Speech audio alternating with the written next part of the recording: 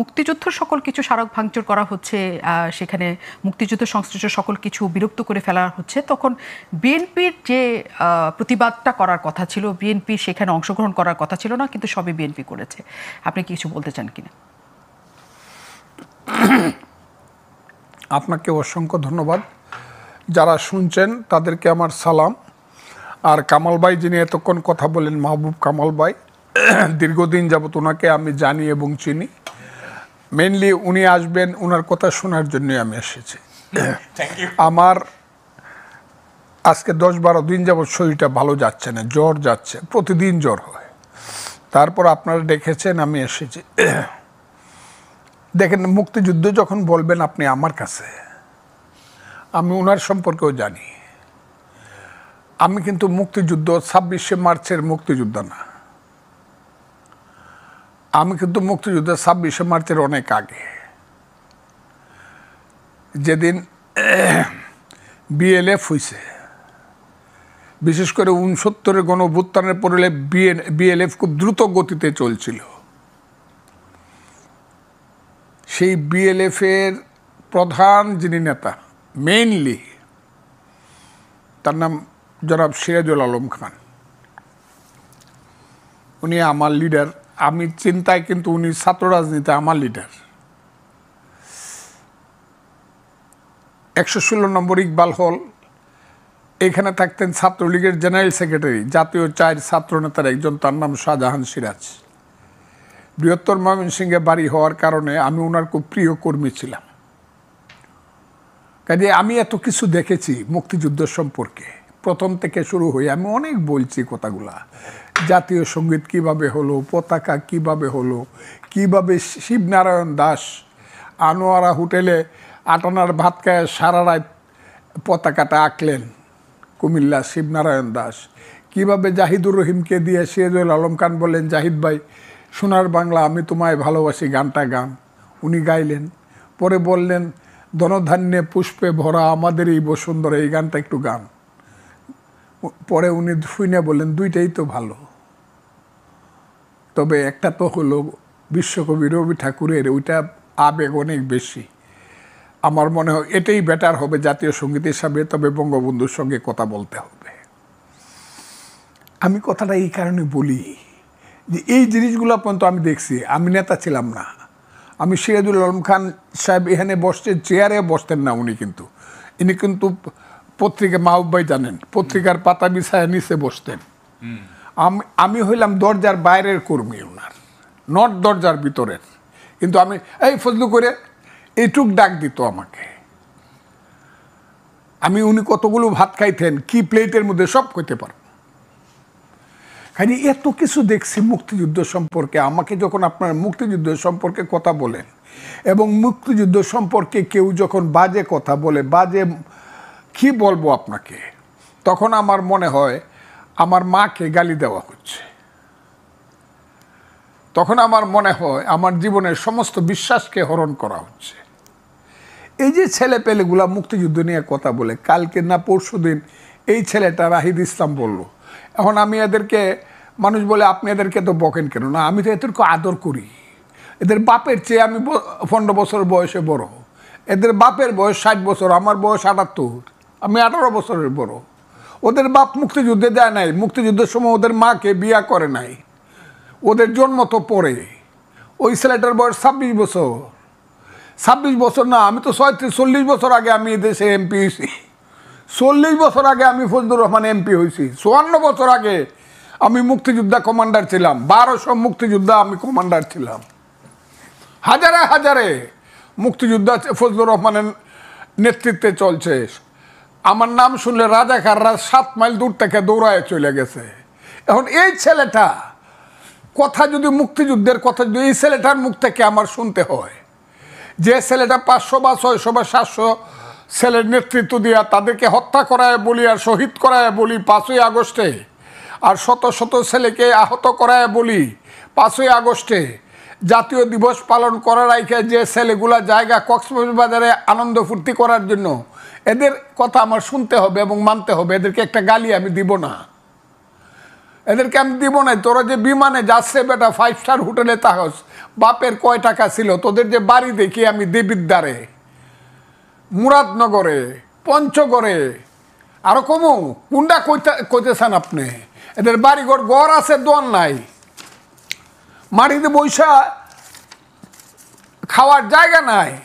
এইসব ছেলেপেলেরা 100 টাকার ক্ষমতা ছিল না, এরা 100 কোটি টাকার মালিক হলো কিভাবে? এদের কাছ থেকে আমার মুক্তিযুদ্ধের শিক্ষা নিতে হবে যে 71-এর কথা বেশি কইেন না। আমরা 47ও কমো, 71 কমো, কিন্তু আসলে হলো 24। এরা হলো বেজন্মা। আমি এদেরকে বলি তোরা বাংলাদেশ থেকে যা। 71 যারা মানো না, যারা 71-কে ছোট করে দেখাও, 71 হয়েছে বলেই তো বাংলাদেশ, নাকি 47-এর নাম বাংলাদেশ? আপনি বলেন। আপনি না, কিন্তু তারা মনে করে যে 71-কে এটাকে আসলে একটা ধরনের বিক্রি করা হয়েছে, এটাকে হাতিয়ার হিসেবে ব্যবহার করা হয়েছে। কে বলছে? ব্যবহার করে সেটাকে একটা একজন ইমাম সাহেব, সে একটা রেপ কেসে পড়ছে, পড়ে তার যাবজ্জীবন কারাদণ্ড হয়েছে। এই কারণে কি ইসলাম খারাপ হয়েছে যে মসজিদে আর যাওয়া যাবে না, নামাজ আর পড়া যাবে না? একজন কি মুক্তিযুদ্ধের নাম ভাঙাইছে, ইসলামের নাম ভাঙাইছে বা মুক্তিযুদ্ধের নাম ভাঙাইছে, সে খারাপ কাজ করছে, এর জন্য সমস্ত মুক্তিযুদ্ধ খারাপ হয়ে গেল। এটা তো রাজাকারের বাচ্চারা বলে। ওই যে আমার কথাটা শুনেন, কিন্তু রাজাকারের বাচ্চারা বলে। আমার কথাটা শুনবেন। যখন এই কথাটা বলছেন, শুধু এই রাজাকারের বাচ্চা ইস্যুতেই কিন্তু এত বড় অভ্যুত্থানের ঘটনাটা ঘটেছে যে না, রাজাকারের বাচ্চারা বলে এখনো ঢাকা বিশ্ববিদ্যালয়ের গোলাম আজমের ছবি টাঙ্গায়। এরা রাজাকারের বাচ্চা, এরা বাংলাদেশ মানে না। যারা নিজামীর ছবি, গোলাম আজমের ছবি ওখানে টাঙ্গায়, যারা, এরা বাংলাদেশ মানে না। এদের ভিতরে হইলো পাকিস্তান। এটা এনসিপি তো টাঙ্গায় না, এটা হচ্ছে ছাত্র শিবিরের কাজ। ওহো, ছাত্র শিবিরই তো বলতেছি আমি। সব গাছেরই গোড়া এক। এরা সব ছাত্র শিবির থেকে বাইরে আসা ছেলে, অথবা জামাত থেকে অথবা জামাত গত 5 বছর যাবত এদেরকে এইসব আকাম কুকাম করার জন্য ট্রেনিং দিছে। এরা সব এক, এদের গোড়াটা এক। এখন এনসিপি হইতে পারে, তারা এবি পার্টি হইতে পারে, অন্য পার্টি হইতে পারে, বৈষম্য বিরোধী ছাত্র, কিন্তু এদের গোড়াটাও এক। হ্যাঁ, এরা ইয়াজিদের বংশ। বাংলাদেশের রাজনীতি এরা হলো ইয়াজিদের বংশ। এরা ইসলাম মানে না, এরা উমাইয়া, এরা হাশেমি বংশকে ধ্বংস করতে চায়। কিন্তু তাদের বক্তব্য হচ্ছে যে এখানে সকলের রাজনীতি থাকবে, সকলেই এখানে রাজনীতি করার সুযোগ পাবেন। আওয়ামী লীগ যেটা করার চেষ্টা করেছে যে একতরফাভাবে সকল রাজনীতি বন্ধ করেছে, তারাই রাজনীতি করেছে স্বৈরশাসকের মতো। কাজে সকলের অন্তর্ভুক্তিমূলক রাজনীতি চায় তারা। সেখানে জামাত শিবিরের রাজনীতিও যেমন থাকবে, এনসিপির রাজনীতিও থাকবে। মিথ্যাবাদী। এটা তো আমি প্রথম বলছি 10 মাস আগে, যে জামাত যদি মনে করে যে সরিয়ে আইন চলবে, ইলেকশনে আসেন। এনসিপি বা ছেলেরা যদি মনে করে যে তারা দেশ চালাবে, আমার কোনো আপত্তি নেই, আমার ছেলেরা তারা ইলেকশনে আসেন। কিন্তু গত 10 মাসে তারা করতেছে কি? গত 10 মাসে তাদের একমাত্র আক্রমণটা কোথায়? যে 47 আর 24 হইল আসল মুক্তিযুদ্ধ, আর 71 হইল ভাইয়ে ভাইয়ে ঝগড়া, এবং বিদেশে একটা দেশ চক্রান্ত করিয়া 71 করছে। এই 71-কে কলঙ্কিত করার জন্য, 71-এর মুখে কালি মাখানোর জন্য এদের সমস্ত প্রচেষ্টা। এবং ওই যে আপনি একটু আগে বলছেন কথাটা, ওনাকে জিজ্ঞাসা করছেন, যুদ্ধটা কিন্তু এইখানেই। What is the principal contradiction of a nation? 1971 সনে প্রিন্সিপাল কন্ট্রাডিকশন কী ছিল? 1947 সনে প্রিন্সিপাল কন্ট্রাডিকশন কী ছিল? আমাদের জাতির ভুল হোক শুদ্ধ হোক, সেটা ছিল হাত মে বেরি মুখ মে পান লড়কে লেঙ্গে পাকিস্তান। পাকিস্তানের সঙ্গেই পক্ষে আমরা ছিলাম, আর পাকিস্তান হবে কি হবে না এটা ছিল মূল কন্ট্রাডিকশন। 71-এর মূল কন্ট্রাডিকশন কি? 71-এর মূল কন্ট্রাডিকশন ছিল মুক্তিযুদ্ধ সঠিক না বেঠিক, পাকিস্তানি থেকে যাবে না মুক্তিযুদ্ধ করে বাঙালি জাতির একটা 1000 বছর পরে বাঙালি জাতির একটা জাতিরাষ্ট্র হবে। সেই 71-এর যে যুদ্ধটা, এটা সাধারণ যুদ্ধ না, 5ই আগস্টের যুদ্ধ না। কোথায় আপনি হিমালয় পর্বতের সঙ্গে আপনি টিলাকে দিয়ে কম্পিটিশন করাতে চান? এরপরে আপনাকে বলতে হবে আপনি সৎ চিন্তা করেন। আপনি তো অসৎ চিন্তা করেন। আপনি তো বাংলাদেশের মুক্তিযুদ্ধকে আপনি টিলার সাথে তুলনা করতে দিন। 71-এর মুক্তিযুদ্ধ হলো হিমালয় পর্ব। শত শত বছরের যাবৎ যে মুক্তিযুদ্ধের যে নির্যাস, সেই নির্যাসের মধ্য দিয়ে সেই 52-এর ভাষা আন্দোলন থেকে 62, 64, 66, 69, 71, 70-এর নির্বাচন, একটার পর একটা স্লোগান, তোমার আমার মায়ের ভাষা, মুখের ভাষা, বাংলা ভাষা, বাংলা ভাষা। তারপরে তুমি কে, আমি কে, বাঙালি বাঙালি। তোমার আমার ঠিকানা পদ্মা, মেঘনা, যমুনা। রক্ত সূর্য উঠেছে, বীর বাঙালি জেগেছে। একটার পর একটা স্লোগান হতে হতে কি হয়েছে? কিসের জন্য যুদ্ধটা করছিলাম? আমরা বাঙালি জাতিরাষ্ট্রের জন্য যুদ্ধ করছিলাম, বাংলাদেশ সৃষ্টি করছিলাম। এখন যদি বলে যে না, বাংলাদেশ তো এটা সৃষ্টি হয়েছে, শেষ হয়েছে, এইটা এখন সমান সমান 47-এ, তাইলে মানুষ যদি বলে যে 1400 বছর আগে তো ইসলাম হয়েছিল, এটা তো পুরানো হয়েছে, এটা সমান সমান, তা তো হবে না। যদি আপনি মুসলমান হন, 1400 বছর পরে হলেও আপনাকে ইসলামকে শ্রেষ্ঠ হিসাবে মানতে হবে। আমার কথাটা খুব বুঝার চেষ্টা করে। আর আপনি যদি মুক্তিযুদ্ধ বিশ্বাস করেন 71, তাহলে আপনাকে বিশ্বাস করতে হবে যে 71-এর যে যুদ্ধটা হয়েছিল চিরদিন বাঙালির জীবনে থাকবে, এবং এইটাই হলো বাঙালির 1000 বছরের শ্রেষ্ঠ অর্জন। কিন্তু তারা পেছনে ফিরে আমি তাদের কথার জবাব, এরা আমাদের ছেলে, এদের কথার কোনো জবাব আমি দেব না। নিশ্চয়ই না, কিন্তু 24টা সেই 71-এর ধারাবাহিকতা হিসেবেই তারা রাখতে চান, কিন্তু শুধু 71-কে কেন্দ্র করে যা কিছু করা হয়েছে সেটার পক্ষে তারা নন। তারা মনে করেন যে মুজিববাদ সৃষ্টি করা হয়েছে। তারা মুজিববাদ কবে হয়েছে? ছেলেরা জানে ওর বাপের জন্ম হয়েছে কবে হয়েছে মুজিববাদ? কতদিন পর্যন্ত মুজিববাদের স্লোগান হয়েছে? হাসিনার আমলে কি একটা মুজিববাদের স্লোগান হয়েছে? মুজিববাদের স্লোগান হয়েছে 1972 সনে, বিশ্বে এলো নতুন বাদ, মুজিববাদ মুজিববাদ। ছাত্রলীগ যখন 2 ভাগ হয়ে গেল, তখন সিরাজুল আলম খানের যে নেতৃত্বে যে ছাত্রদল রব সিরাজ ছিল, তারা দিত বৈজ্ঞানিক সমাজতন্ত্র। আর নূরে আলম সিদ্দিকী এবং আব্দুল কুদ্দুস মাখনরা দিত বিশ্বে এলো নতুন বাদ, মুজিববাদ মুজিববাদ। কিছুদিন পরেই দেখা গেল এটার পিছনে কোনো থিসিস নাই, কাজে 73-এর পরেই মুজিববাদ মুজিববাদ স্লোগানটা থাইমে গেল। এটা খন্দকার মোহাম্মদ ইলিয়াস একটা বই লিখেছে, মুজিববাদ লিখছিল। মুজিববাদের উপরে কোনো স্লোগান হয় না। 73-এর পরে মুজিববাদ কোনো স্লোগান ছিল না। আমি বলি শুনেন, এটা কি হয়েছিল? এইটা ছাত্রলীগ যখন ভাগ হয়ে গেল, তখন কোন ছাত্রলীগ, 2টা ছাত্রলীগকে আইডেন্টিফাই করার জন্য একটা মার্ক অফ ডিটেকশন, যে এটা কি রবের ছাত্রলীগটা কি, এটা হলো বৈজ্ঞানিক সমাজতন্ত্র বা এটা সমাজতন্ত্রী, আর এটা কি, এটা হলো মুজিববাদী। এটা ডিফারেন্সিয়েট করার জন্য, এটা কোনো ফিলোসফি হিসাবে না। 73 পরে মুজিববাদ ইট ওয়াজ নো লঙ্গার হার্ড, এটা কেউ শুনেও নাই। কিন্তু সেটাই কিন্তু আমরা এখন শুনছি, আমরা তো না, এটা বললে তো হবে, এটা তো বললে হবে না। আমি বলি, মুজিববাদের স্লোগান গত 50 বছরে একদিনের জন্য হয় না, এগুলো মিথ্যা কথা বলতেছে। কিন্তু যারা আরেকটা কথা আপনাকে বলি, আরেকটা কথা বলি, ওই যে আপনি বলতেছেন যে ওগুলা বাদ দিয়ে দেন, সবকিছু করে দেন। আচ্ছা, শেখ হাসিনা যে 96 থেকে 2001 সন প্রধানমন্ত্রী ছিলেন, তার দল দেশ চালাইছে, ভালো মন্দ সেটা ইতিহাস বিচার করবে। তারপরে 2009 থেকে 2024 খুব খারাপ চালাইছে, ফ্যাসিস্ট। এই 2টা সময়ে শেখ মুজিবুর রহমান কই আছিল? কোথায় শেখ মুজিবুর রহমান কোথায় ছিল? বাংলাদেশে লুকায় আছিল, এবং অন্তরালে থেকে শেখ হাসিনাকে পরামর্শ দিত? বলেন, আপনি বলেন। যদি তাই না হয়, তাহলে শেখ মুজিবের উপর অত্যাচারটা শেখ হাসিনার চেয়ে, শেখ হাসিনা যদি অন্যায় করে তাকে ফাঁসি দেন, বিচার করে। কিন্তু আমার কথাটা শোনেন, শেখ মুজিবের মাথার উপরে উঠে প্রস্রাব করলেন। যে বাড়িটা একটা ঐতিহাসিক বাড়ি, বাঙালি জাতি যতদিন থাকবে, ওই বাড়ির থেকে যে আঙ্গুলটা দেখাইছে 23শে মার্চ, ওটা থেকে যাবে। কিন্তু সব পুরায় দিলেন, করে দিলেন। আর শেখ মুজিব হলো পৃথিবীর সবচেয়ে খারাপ। হাসিনার 15 বছরের শাসনিকই শেখ মুজিব কবর থেকে উঠে এসে তাকে খুব পরামর্শ দিয়েছিল। তাইলে সবটা জেদ হলো শেখ মুজিবের প্রতি। কেন আপনি মুক্তিযুদ্ধ মানেন না? শেখ মুজিব এই খারাপ কাজটা করছিল। এই কথা থেকে আসি যে 72-এর না মানার পেছনে বা 72-এর এই রকম মুখোমুখি দাঁড়া করানোর পেছনে ওটাই ছিল কিনা, যে শেখ মুজিবকে না মানা, নাকি আসলে এটাও ছিল যে শেখ হাসিনার পেছনে এই ধরনের মুজিববাদ বা এই মুক্তিযুদ্ধকে হাতিয়ার হিসেবে ব্যবহার করার জন্য শেখ হাসিনা এই জায়গায় এসছেন? এই তর্কটা এসছে এই কারণে, কারণ 24-এর বর্ষপূর্তিতে আমরা যেসব দৃশ্য দেখেছি এবং গেল 1 বছর যাবৎ যা কিছু হচ্ছে তা কোনোভাবেই দুটোকে সমান্তরালে রাখার মতো হচ্ছে না। যে প্রশ্নটা মাসুদ কামাল শুরুতে করেছিল, আপনাকে আমি বলতে চাই, আওয়ামী লীগ কেন মুক্তিযুদ্ধের সোল এজেন্ট হবে? আপনি নিজে মুক্তিযোদ্ধা, এবং বিএনপিতে প্রচুর মানুষ আছেন, প্রচুর মুক্তিযোদ্ধা আছেন যারা একেবারে সম্মুখ সারির মুক্তিযোদ্ধা। শহীদ প্রেসিডেন্ট জিয়াউর রহমানও, তিনিও সেক্টর কমান্ডার থেকে শুরু করে তিনিও বীর মুক্তিযোদ্ধা। তাহলে কেন আওয়ামী লীগের কাছে সোল এজেন্টটা গেল? এবং আপনি বলছেন যে মুক্তিযুদ্ধের সম্পর্কে কেউ কিছু বললে আপনার মনে হয় মা সম্পর্কে কিছু বলছে, এরকমই নিশ্চয় সকল মুক্তিযোদ্ধার একসাথে এটা মনে হয়।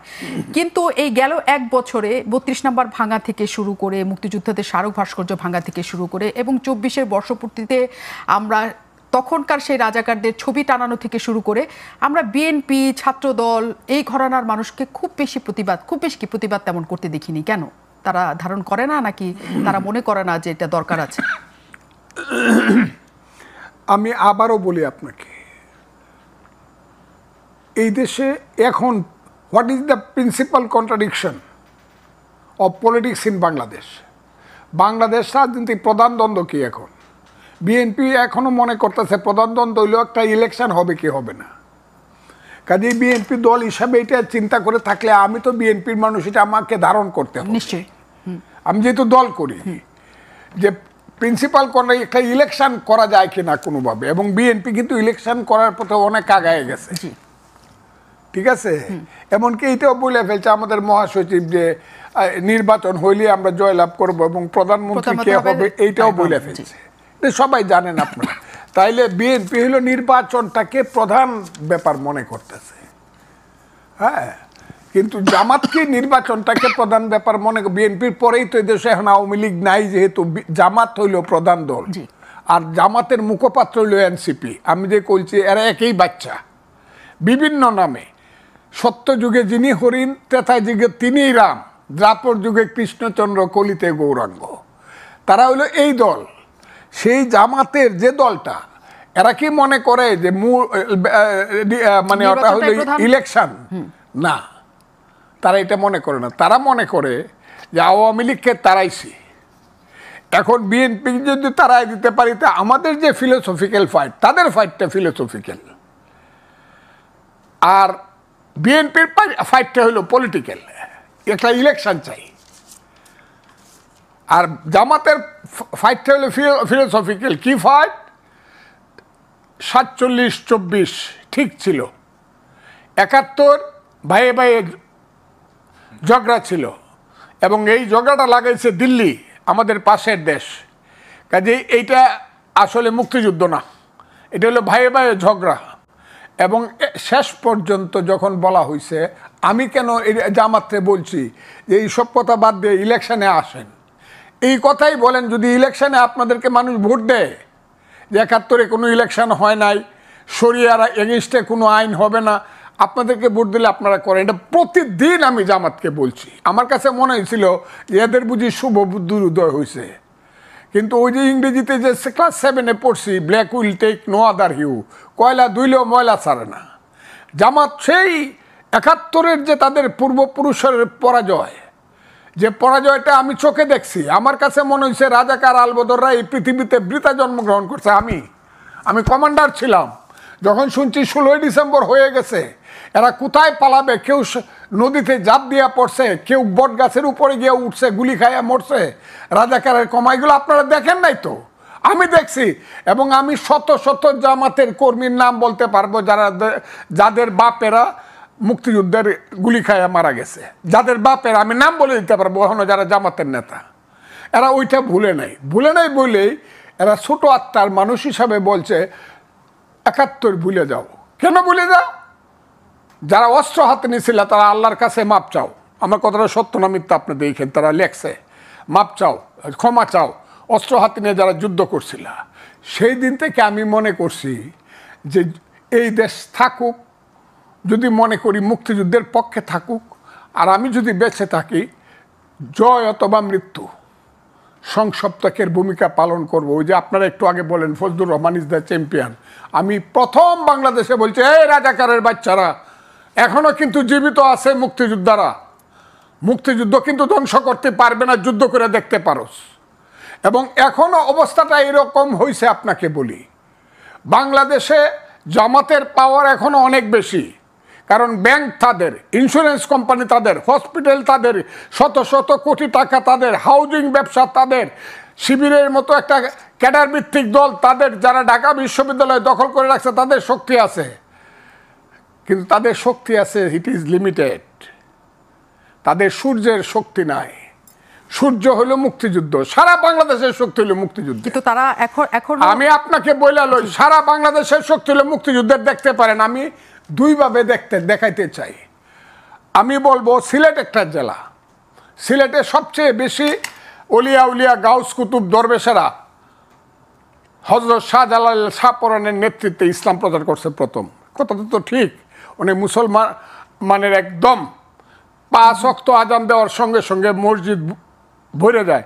আমি চ্যালেঞ্জ করলাম, সিলেটে 19টা সিট আছে, 19টা সিটের মধ্যে একটা সিটে জামাত ইসলাম যদি পাস করে আমি পলিটিক্স ছেড়ে দেব। কিন্তু আমি আমার এই কারণে তারা ইলেকশন করতে চায় না, না করে তারা চক্রান্ত করে আগে মুক্তিযুদ্ধটাকে ধ্বংস করতে চায়, তারপরে তারা তাদের ওই যে আফগান রাজনীতি, ইরান রাজনীতি, ওইটাকে তারা কিন্তু আপনি কি মনে করেন হ্যাঁ মুক্তিযুদ্ধের পক্ষে বা মুক্তিযুদ্ধের শক্তি কোনোভাবে এখান থেকে ইয়ে করা যাবে না, কিন্তু 24 তারিখে যা কিছু 24-এ যা কিছু হয়েছে জুলাই অভ্যুত্থান, সেখানে যে অবস্থাটা তৈরি হয়েছে মুক্তিযুদ্ধের পক্ষের শক্তি আওয়ামী লীগ এবং তার কাছাকাছি যেসব শক্তি আছে তাদের তো আমরা একই অবস্থা দেখেছি, তাদেরকে চলে যেতে হয়েছে।